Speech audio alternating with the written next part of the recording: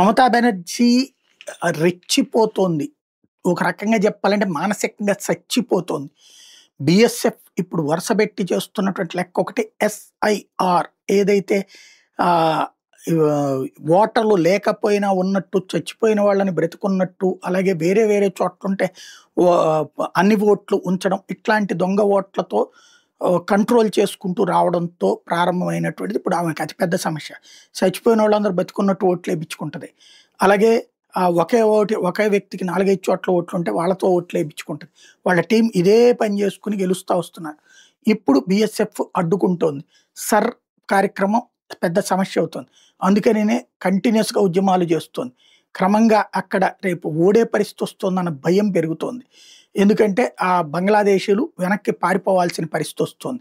ఇలాంటి సిట్యుయేషన్‌లో మరి మమత ఆహ్, రాబోయేటటువంటి రోజుల్లో అవసరమైతే పెను విధ్వంసాలు సృష్టించడానికి కూడా రెడీ అయినా ఆశ్చర్యపోనక్కర్లేదు.